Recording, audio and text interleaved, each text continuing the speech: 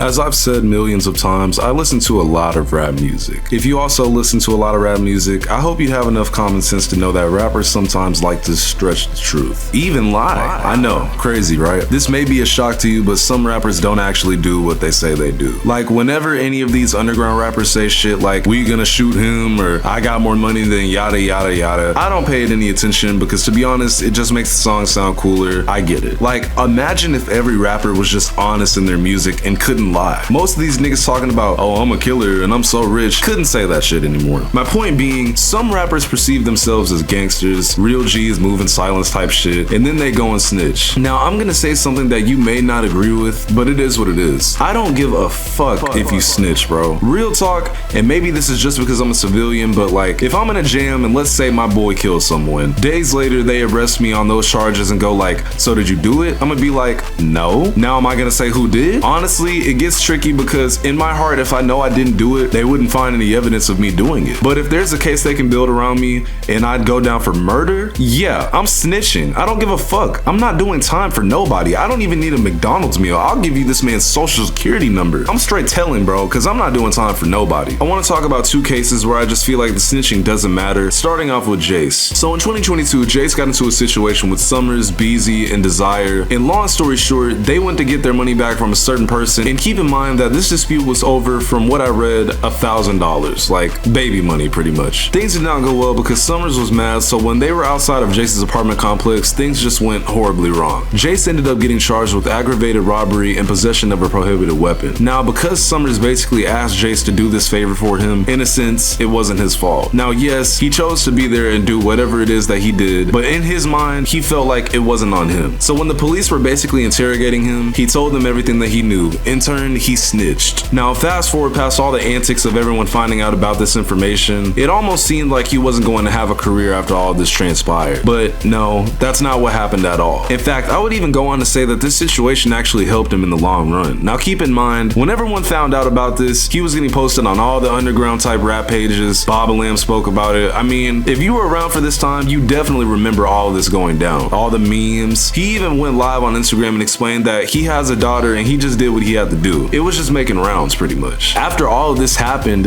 Jace would continue to drop music. Now the crazy thing is that everyone was like, oh, Jace is done, Jace is done, his career is finished. But like, look at the numbers for this man on streaming platforms. It's clear he's definitely not finished. And I mean, I don't know if he bots his shit, but you know, these are pretty good numbers for someone who had a career ending moment or whatever. The snitching stuff basically did nothing. Did it put him in the category of a rat? Maybe, but like, who cares? Fuck's sake, bro. I care about the music. Now, if you want to hate on Jace, that's fine, you know, you do you, but the thing is, what he did doesn't matter. It didn't make his music any worse. It doesn't affect you as a listener in any way, shape, or form. The average listener isn't gonna go like, oh man, he snitched, I can't listen to him anymore. Like, if you really think that way, you're a fucking NPC, bro. I mean, his songs have went viral on TikTok like more than 3 times. 556, Come Here, Oh Lord, and people are completely aware of the fact that he snitched or whatever, so it's like, it's clear that the music just always overpowers whatever negative aspects is surrounding somebody's name. I mean, that's just how the industry is. Like, in my last video, I spoke about how certain artists are just bad people or whatever, but guess what? They still got careers because, let's be honest, most people just listen to music for the music. I can see it now. Oh, you're glazing. Yet here you are watching my video in my comments telling me that, like, whatever, man, it is what it is. I love Jace's music, truly. So it's kind of like, of course, I'm gonna be a little biased on this one, so we're gonna switch over to someone whose music I don't love as much, but my point still stands. Gunna pretty much agreed to testify in the YSL case. That is, if he's called to do so. Now, this to me isn't snitching, at least at this very moment, because at this point, he hasn't pointed the finger at anyone specifically. But clearly, to most people, that doesn't matter since he did technically admit that YSL isn't just a record label, but an actual criminal organization, allegedly.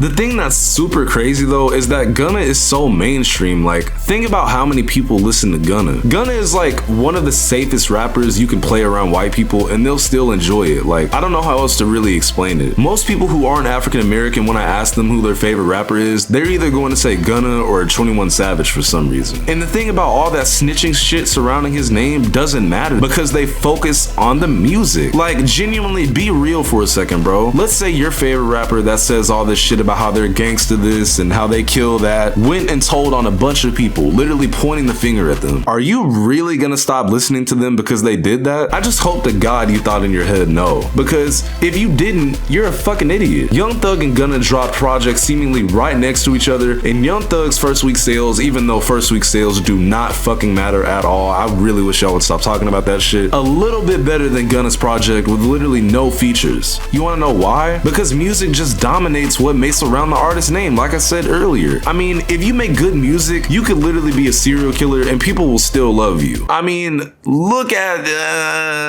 you know? Can we as hip-hop creators and listeners and fans please stop acting like snitching is as bad as somebody doing some other shit? Because you've got assaulters, murderers, and another word that I definitely cannot say on YouTube as artists, and yet here we are whining about niggas who snitch. Get a fucking grip, man. And it's so crazy because hip-hop fans are just so hypocritical, because it's like people will go and praise Tory Lanez, King Von, Trey Songz even for making good music or some shit, even though one of them shot a woman, one of them killed at least 7 people and it's confirmed, and one of them, oh my god, I can make a whole video about how Trey Songz might be one of the most evil people in the music industry. It's just like, for the majority of modern hip-hop's lifetime, artists have been glorifying violence, materialism, and crime just to still get put on a pedestal because it sounds cool or whatever, and I get it because I'm guilty of it. But I just think that we should stop acting like snitching of all things is where the line should be drawn. I mean, if you're such a gangster, right, you can feel how you want to. I didn't grow up in the suburbs, bro. Like, I understand hood shit, but I can't just sit here and act like